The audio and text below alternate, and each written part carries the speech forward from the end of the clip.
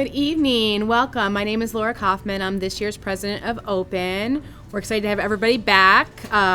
This is our first presentation of the year. Tonight we have Michael Carr from the Cleveland Clinic. He's going to do a presentation on sleep, screens, and social media. He's going to talk about how phones, screens, and social media impact children's sleep and daily activities. He's going to provide us some great tips for healthy screen habits at home. If you're watching this, you can watch it on our internal on the website. We'd like for you guys to click on that and welcome. Thank you. Hello. Just a little bit more about myself. I work in the Cleveland Clinic School Mental Health Program, and we have programs. My base is in Lakewood schools.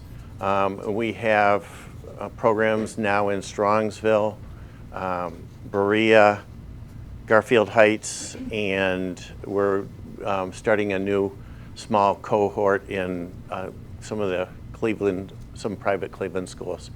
And that's just our school mental health program. We do have a program that works in collaboration with Solon City Schools for students that need not an emergent, but an urgent psychiatric assessment. So, and there's some criteria around that. We work primarily with the high school around that. So, in working in the school mental health program, I work a lot with parents. So this is like, for me, this is kind of normal. I started in the clinic in 2019. I've been in mental health for about, actually now I'll say over 30 years. And in coming into the schools, I created my position. My official title is Mental Health Navigator. And so what I do is, if a student in Lakewood City Schools has a mental health concern, they can refer that student to me, and I'll try to help figure out what the best resource is. Sometimes it's us, and sometimes it's not. Our school mental health program really prides itself on not being proprietary. It's not, you don't have to come to the Cleveland Clinic for anything. You can come for one thing and not for the rest or whatever. So really, in our program, we're sort of a unique program within the clinic. We get to kind of do what we think is the best thing for the kid, or the family. So I get a referral, and my first thing is to reach out to the parent and say, tell me, what your experience, what's going on here, and they tell me their story, and then we try to figure out what's the next best thing for this student. Sometimes we refer out, and sometimes we bring a student in. When I bring a student in, frequently I'll do a mental health assessment with them and their family, whoever their caregiver is. It could be guardian, it could be grandparent, whoever comes with them. And I am actually, this ties to what I'm doing here, the presentation.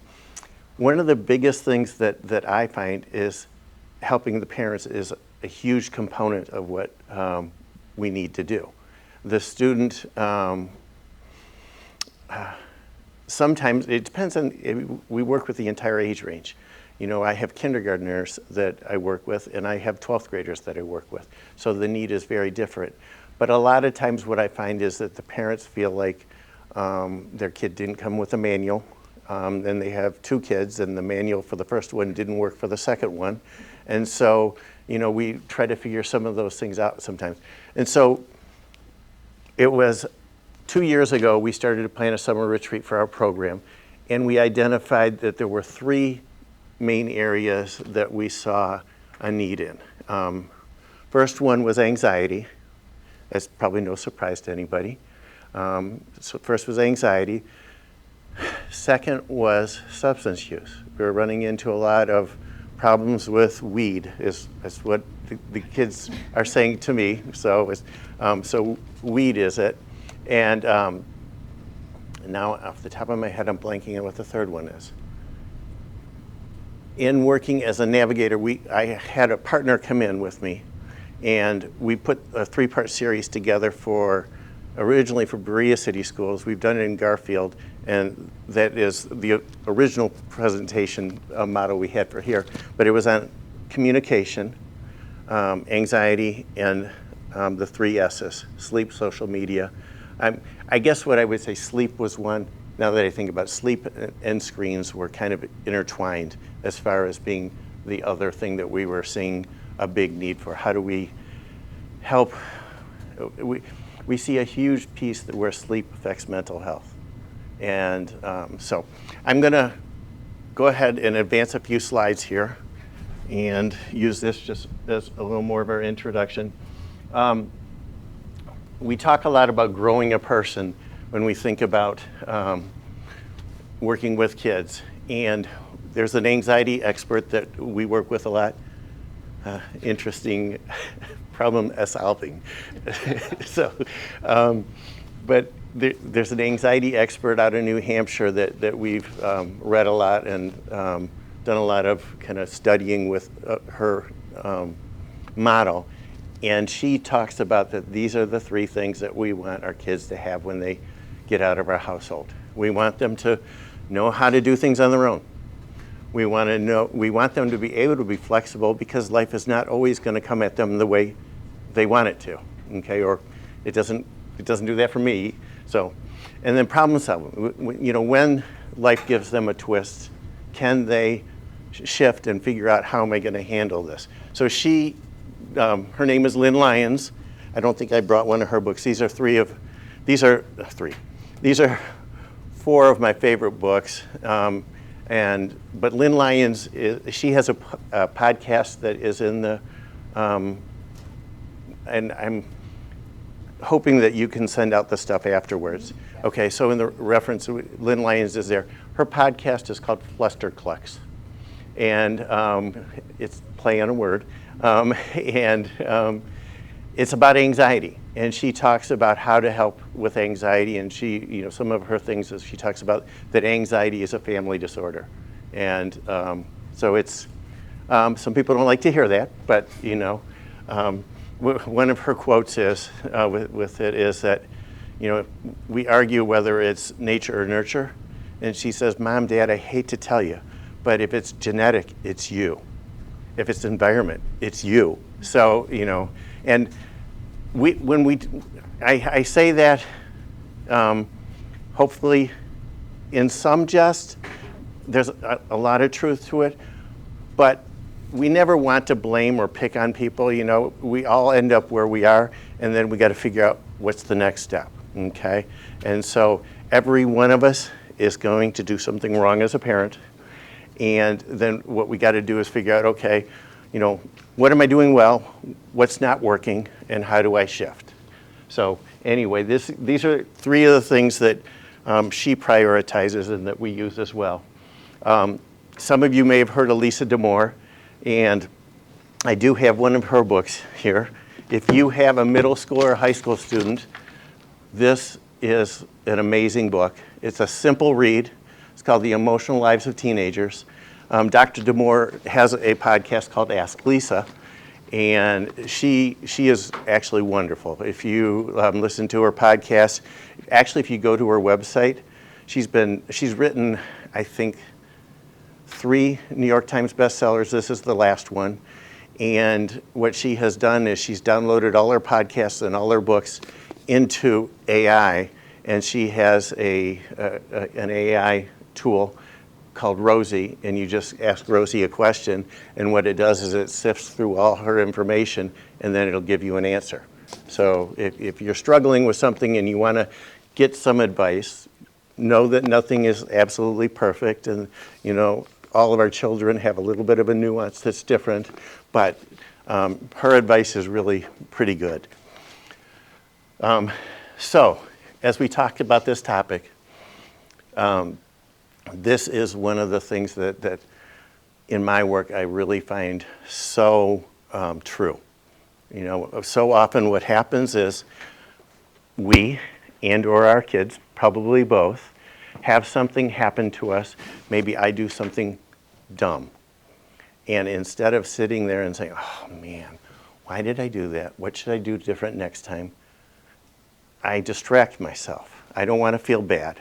So I go like this and I don't even think about what I did. okay? So it takes me away from doing that. And one of the things that she's talking about is because this is so accessible to all of us nowadays, often we run right past the places where we might want to think about doing something different. Hurting is not a bad thing. Feeling embarrassed. I'm counseling a high school senior right now, and he's talking about being embarrassed a lot.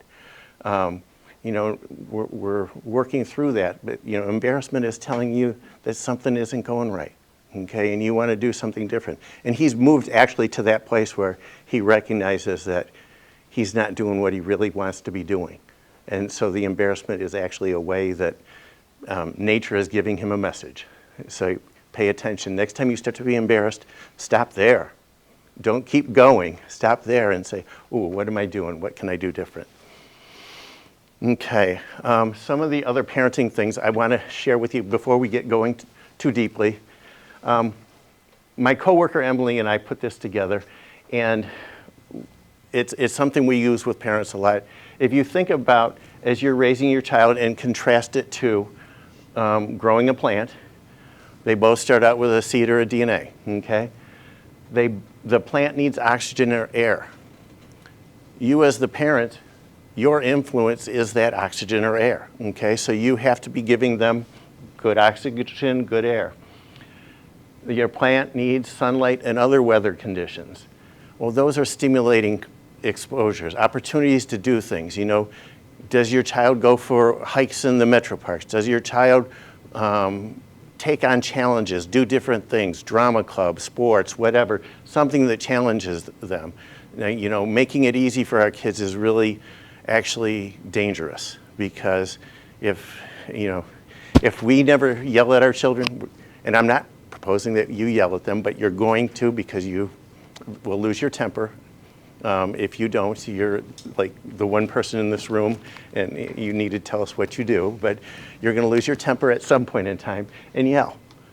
That's okay, as long as you take accountability for it, because your child is going to get yelled at some time in a job. And if the first time they ever get yelled at in their life is when they're 33 years old, they're going to fall apart at 33 years old, okay? So they need to have those exposures to things that are uncomfortable. If you think about in nature, I think about trees. The wind blows them, which strengthens their roots, okay? So we want to think about that. And then the soil, right? We're talking a lot more about the gut-brain connection.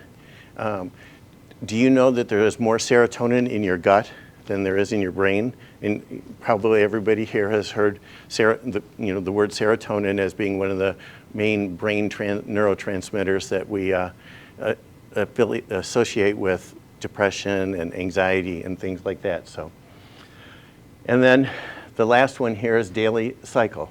So a plant needs that period of time when the sun goes down, and it does some different work when the sun goes down, and then it needs that period of time when the sun's shining on it so that it can grow its chloroform. Is that the right word? Chlorophyll? Chlorophyll. Yeah, thanks. Not chloroform. It's been a while since biology for me, but so it needs both of those. We do too.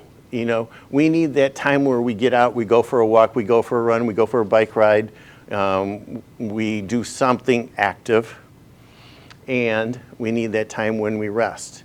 And if you think about, it has to go back and forth. A plant that, a cactus can live in the desert, but most plants can't, so we don't want to have sunlight all the time, okay? And then we also talk about our timeline for growing a person. And if you just look at that, adolescence is a huge period of time. I'm going to go to the next slide because it ties right into this. The role of a parent through these phases.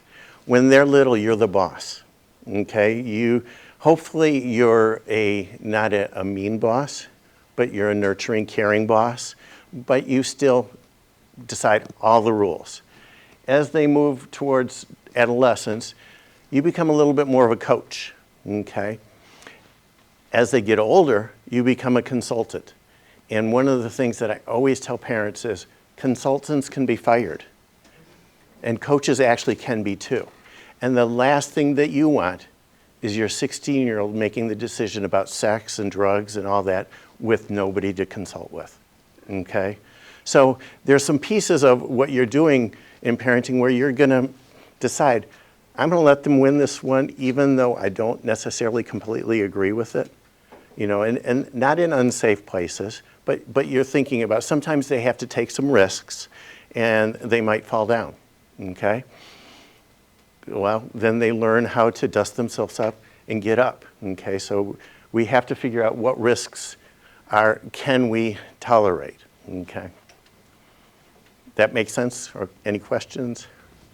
Let me see if, okay, and the last thing, before we really get into the 3 S's here, is that when you're trying to give your kids feedback, usually the worst time to do it is in the heat of the moment, okay? What I always tell parents is, and then I work with a lot of parents with ADHD concerns. And so what happens is the kid with the ADHD gets to that moment where they're gonna make a decision and they're very impulsive and they do something, okay? The parent's job in that moment is to make sure that they don't do anything dangerously impulsive, okay? And, you know, sometimes it's, or another example is if a child loses their temper often. Well, what can you do so that they don't hurt themselves or hurt somebody else in that moment? But that's not the moment for the discussion or the lecture. And I'm not gonna go into some of the brain stuff today, but they can't hear you. You know, their brain is not, we always tell parents, their brain isn't even online. You know, they've sort of flipped their lid, and that part of their brain that can really process information is not online, and you sound like Charlie Brown's school teacher to them. You can say the most brilliant stuff, but you still sound like Charlie Brown's school teacher, okay? So what you want to think about is, then you come back later on. You know, I don't advocate that parents don't address those things, but it's later when that thinking brain has come back online and they're able to talk. And then the adult actually takes some lead and will talk like, you know, hey, can we talk about what happened earlier today? And I can go into, in our communication presentation, we do talk about how do you have that conversation? What do you say in that conversation? So, but you know, there's the activity in the heat of the moment and the later discussion. But you want to make sure that you put off the discussion until later on when they're in a frame that they actually can hear you, okay? Questions on that or? Okay, so let's see. So I'm going to start with social media. And I will tell you that this is of the 3, this is probably my weakest one because I have just sort of walked away from social media, having had my daughters and watching how they dealt with it in high school. It was just one of those things where I didn't have the need for it, okay? So luckily for me, that's been okay. So when you think about, if I mess up my microphone, let me know. So when you think about the social media, that is a big part of their world, okay? And so if you completely shut it down, you want to think about how that will impact them. I have some concerns about social media, and we do, you know, suggest kind of moving slow when you allow your children to have social media. But we want to make sure that we're aware of what it is in their culture. If you were to say, my kid's never going to have a phone, you would probably be in the minority of parents, okay?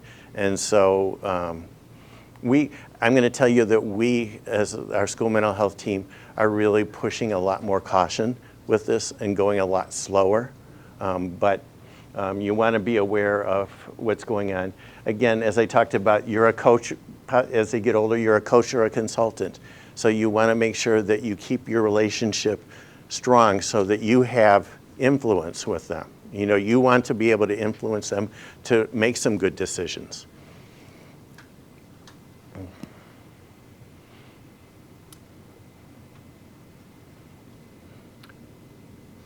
and I did expand these out, but if you, again, just a quick review, knowing who your child is. So with the first of the C's, know your child, and you're thinking about, I put some of the things in there, and I do a lot of work with anxiety, so for me, this is one of the things is, think about if their social media content or their involvement with social media is actually feeding their anxiety more than it's helping them, okay? Because sometimes it does.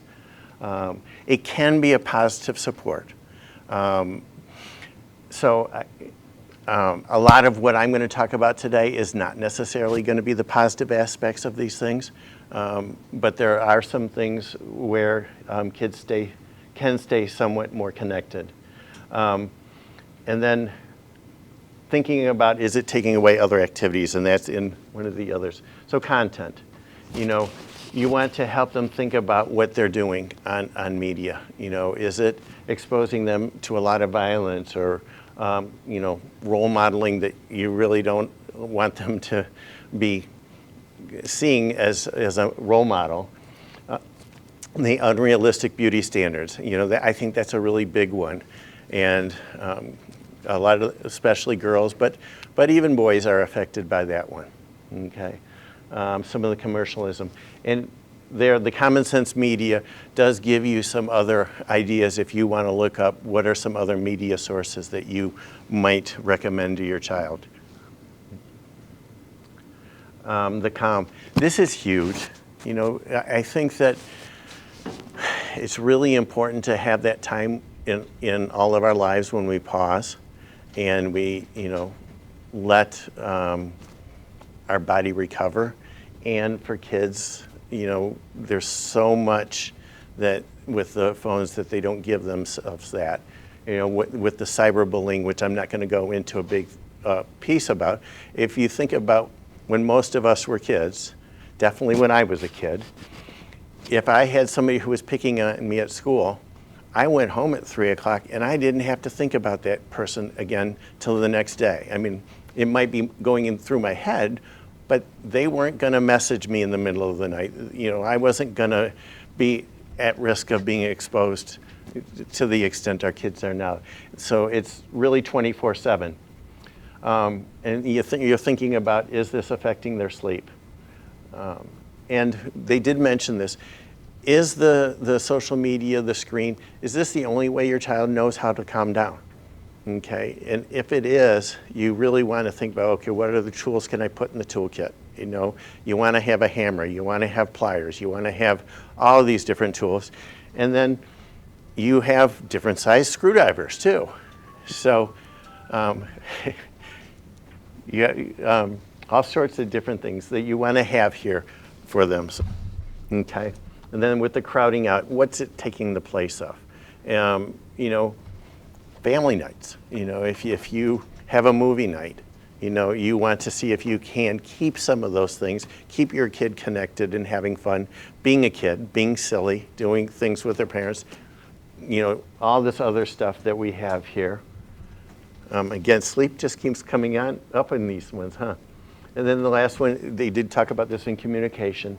If you have some conversation about this, you're modeling, that when things come up in life and we're not sure how to handle them, we talk about it, and maybe I compromise a little bit and my child gets what they want in some way.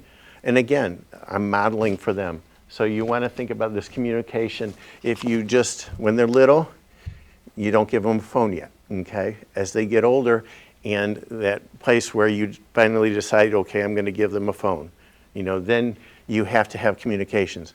Lisa D'Amour, I saw her speak. That's the Emotional Lives of Teenagers. One of the things that she said is that moment when you decide to give them the phone, if you say you can only use your phone from 4 to 5 o'clock on Wednesday afternoons, they'll take the deal because they want a phone so desperately. But once you give them that phone, you've lost your bargaining chip.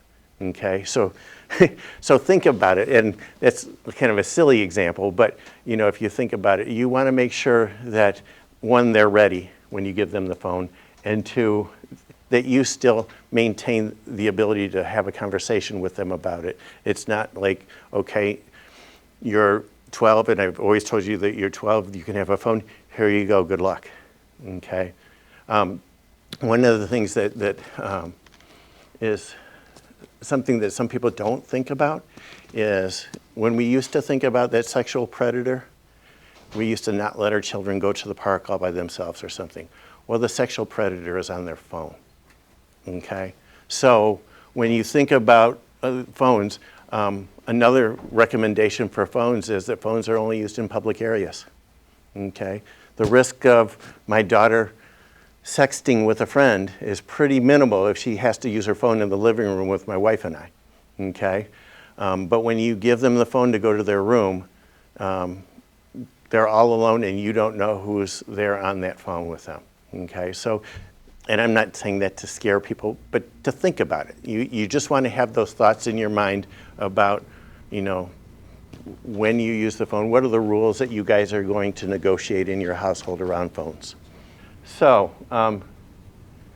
sleep and mental health, there's just a lot of evidence talking about how important sleep is for mental health. And it's that time when your body regenerates, your body actually consolidates information. So if you go to school and you're studying all day and you're taking in all this information and then you don't sleep, your brain doesn't get the chance to reorganize that information and put it in a way that you can access it later, at least not as well. Okay? This is a gentleman out of Canada. He has a program called the Merit Center, and they have a program called Self-Reg. And in Self-Reg, he deals with a lot of childhood concerns. And this is another quote that I share with parents sometimes just to think about the impact of some of the media and things. That in our field, we talk about dissociation sometimes, and that's when somebody kind of steps out of their reality. But you know what, we all dissociated today. I drove over here and I couldn't tell you when I was on 480 what happened between mile marker, because I dissociated a little bit. So that there's a piece of that that's healthy for your brain to do that.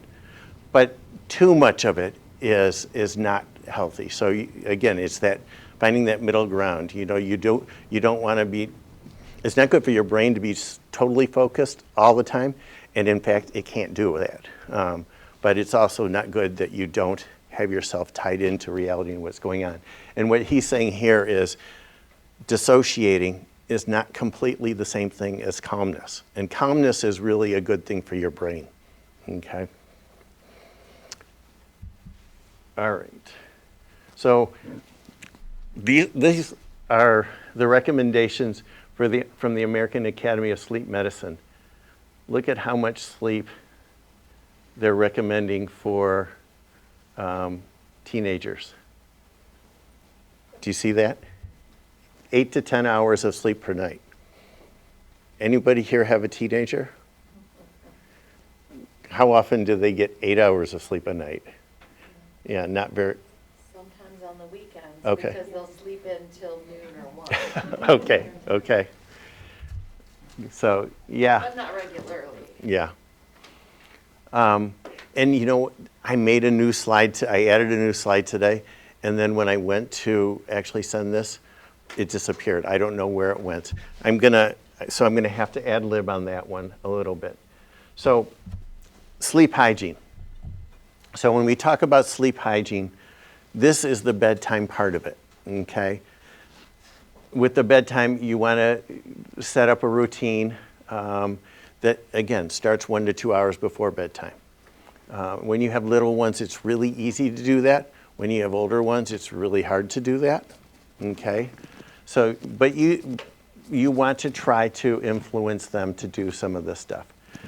Trying to get screens turned off, calming activities at night, the environment's calmer. We don't recommend that phones sleep in rooms. We recommend that maybe there's an entire family charging station in the kitchen or someplace. Parents are modeling that this can actually be done, so and I'm going to tell you, it's hard for adults too, because we get used to our phones as well, or our screens as well. So, for the student, make sure that they have their homework done earlier if they can. Now, I'm going to say that some of this is almost unrealistic with some of our kids, because if they are involved in, drama, sports, or whatever, and they get home at 7 o'clock at night, then they have to do their homework. And unfortunately, they're in 7 AP classes, so that, they're having to stay up. So this is really hard. It's not easy. But what I want you to just think about is, when you can try to help build something like this in for your child, you want to do that. And think about that when they're younger. Both of my daughters took a bunch of AP classes. My younger daughter, it probably helped her get into the college that she got into, but she got no credit for them when she went to college. So there was a piece where it probably helped her get into a good school. My older daughter, it didn't affect what college she got into. It may have impacted the financial aid that she got a little bit. So, but you want to think about those things, because, sometimes we get so competitive and we think has to be, IB or AP classes. I'll tell you the other side of it is, we had a family friend who took a bunch of the CCP courses, and she went to Virginia Tech. She didn't go to an Ohio school, and she had a whole semester of classes. She didn't have to take it all because Virginia Tech accepted the CCP. So just be thinking about some of those things. We get very competitive with some of these things, and we want to make sure that they matter down the road. Okay. So the last thing here is establishing a regular schedule. You want to avoid large deviations. Now, the slide that disappeared, I'm going to talk through. The slide that disappeared talked about the other side of the day for the sleep cycle. And what they're saying is that actually that may matter more than this part of it, than the bedtime. That you want to have a good morning routine, okay? That you don't want your wake-up time to deviate more than an hour. You want to try to keep it within that hour time frame, because what happens, and I know I do this sometimes, like on a Sunday I sleep until 10 o'clock, and then Monday it takes me till Tuesday to recover from sleeping in, so I'm old, so it takes me longer to recover. But so think about that. The other thing that they're saying now for the brain is that you want to get a good 20 minutes or so of good light within the first 2 hours of waking up. Okay? What happens, and I know a little bit of this, so you've heard of melatonin, and okay, I'm going to tell you, melatonin that you buy in the store is really, really poorly regulated. It says 3 milligrams. It could be 0.5 milligrams. It could be 200 milligrams. It's very poorly regulated. But the melatonin that your body makes is awesome, okay? It does its job. It knows what it's doing. What you are trying to do with these cycles is training your body. So when you wake up and you get yourself that 20 minutes of sunlight or good light within 2 hours, it starts your body clock going, and you get a pulse of cortisol in the morning that starts your clock going, okay? That pulse of cortisol actually triggers a pulse of melatonin like 12 hours later to start to bring you back down. You want to get every few hours, probably 10 minutes or so of good light throughout the day, every couple hours if you can. To keep your body clock going. If you get 15 to 20 minutes of sunlight in the mid to late afternoon, actually that can reduce some of the impact of the blue light later on. So what happens in your brain is really kind of amazing. There's a podcast called the Huberman Lab podcast. He's a professor at Stanford. He's a little controversial, but he talks very scientific about the things that he talks about, and he'll go into all the detail about what happens. He talks about jet lag and how you could recover from jet lag, but he talks about that, what happens in your body with all these chemicals. Let me think what else as far as when you start your day. Throughout your day, you want to space your meals out like every 4 to 5 hours, because again, you're building your body clock. Our bodies want about a 24-hour clock to happen. And then when we mess it up, it takes it a while to come back into sync, okay? I'm trying to think what else was on that disappearing slide. I think, the biggest part of it that I thought about is that you don't want to deviate more than an hour of your wake time if you can, okay? And again, we all have lives that,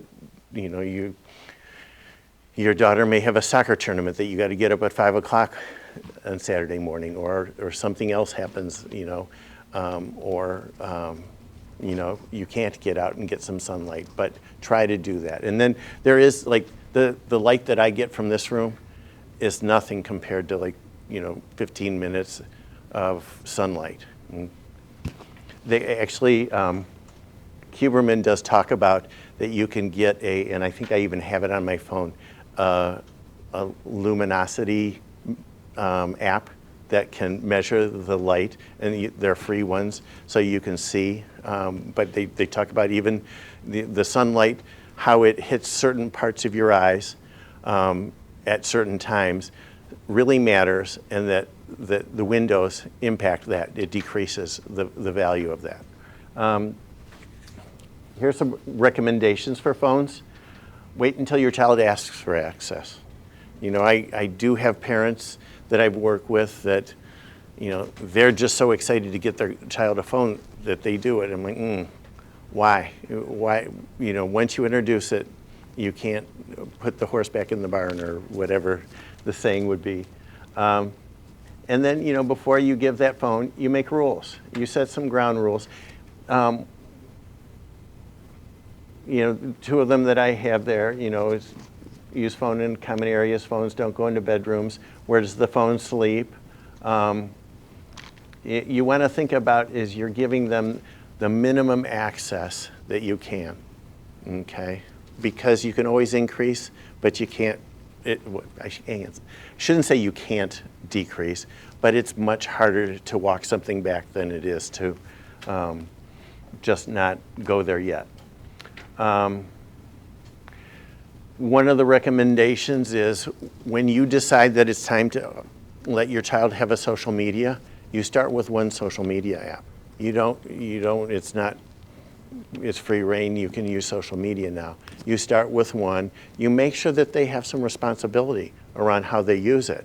And then if they demonstrate good responsibility, then you can talk about adding another app as they get older. One of the recommendations also is that they don't have social media before high school.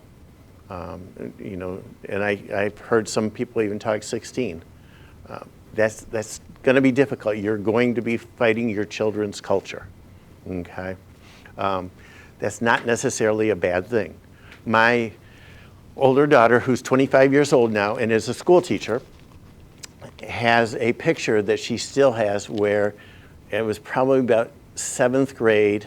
She drew her and all her friends walking around the playground, and she's holding a stick in her hand. And the caption above her points to it. It says, stick.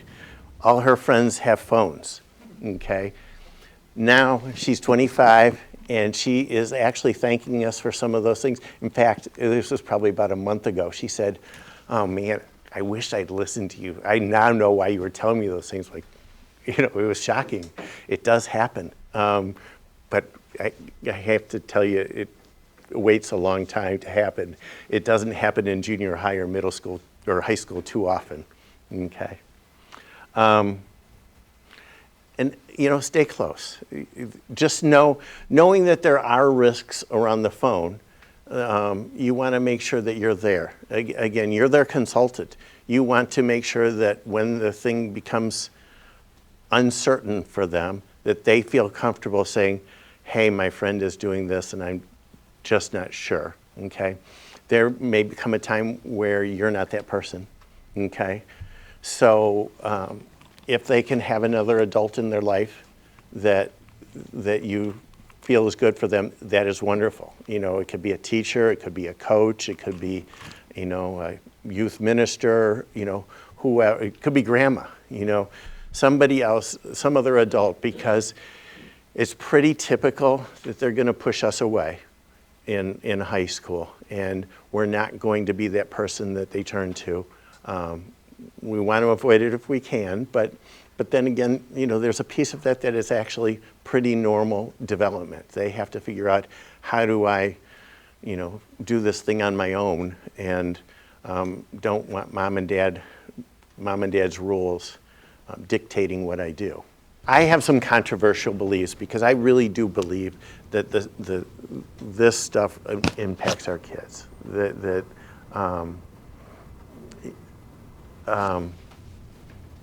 do I want to say? I just think that they don't develop some of the same social skills. I try, actually, right now I don't do virtual counseling. And part of that is it's a stance of my own that I, you know, well, I see that there's value in it for some people. I'm not saying that there's no value, and I don't want to say that.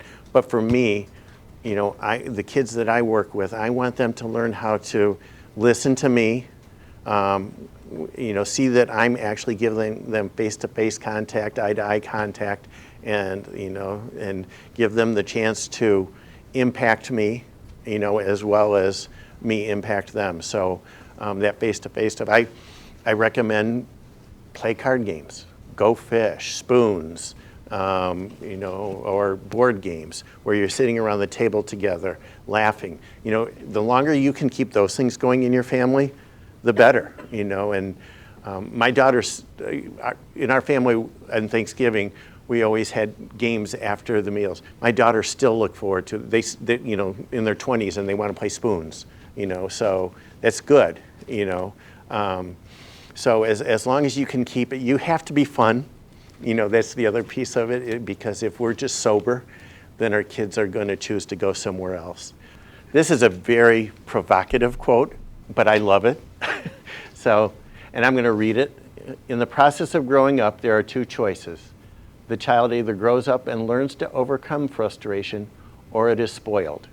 Without frustration, there's no need to mobilize your resources to discover that you might be able to do something on your own. Any time the child in his development is prevented from growth by the adult world, any time the child is being spoiled by not being given enough frustrations, the child is stuck. So this is a psychologist, and I think he was in the early 1900s or so. Actually, I think he was alive in 1960-ish, but you know, I think that he says a lot here. We want to give our kids an opportunity to struggle, you know, and that we, you know, we have to be there for them when they struggle, so that when they struggle, they know, you know, I made a mistake, I did something wrong. What do I got to learn from it? You know. One of the other things I tell parents is, when they do something wrong, if you ask them, why would you do that? You have asked them to defend making a bad decision. Is that what you want them to do? No. You want them to think about it. So it's like, you want to say something, okay, whatever you did, okay, what do you think about that? Would you do it the same way next time? And you listen, you know, and sometimes they will surprise you that if you let them come to their own conclusions, they'll come to the conclusion that you would really like them to come to. They'll surprise you, and sometimes they won't, but you know, it's part of learning. So, and I'm going to have to look at my formatting here. So we have a bunch of resources. Ask Lisa. She has some really thoughtful ways of thinking about things. Raising Good Humans is another good parenting podcast to listen to. Lester Cluck's, of course, That's Lynn Lyons, the one that I've referred to a few times. I do have that Huberman Lab podcast. The one bad thing about him, and those are, he calls it a podcast, but it's often YouTube videos. But his are fairly scientific, although you can make sense out of it, and they're long. You know, sometimes they're like between an hour and a half to 2 hours. So if you have a long trip that you're going on, that's when I've listened to a show of his. But he talks about things, and he makes you really understand some of the things that happen inside your body that you never think about. Let's see, I think. So these are some of the books that we do recommend, and then some of the other resources. Child Mind Institute has a website. It's phenomenal. If you go there, they have resources on just about anything. So I just say to you that parenting is the toughest job you'll ever do, okay? Most important job you'll ever do. So, you know, take it seriously. Have fun with it, though, because, you know, you only get to be with them for a period of time, and then when they turn 20, they they take off. So, speaking from experience, but, you know, but if you make it fun, they stay part of your life, too, so. Okay. Thanks, Mike. Good.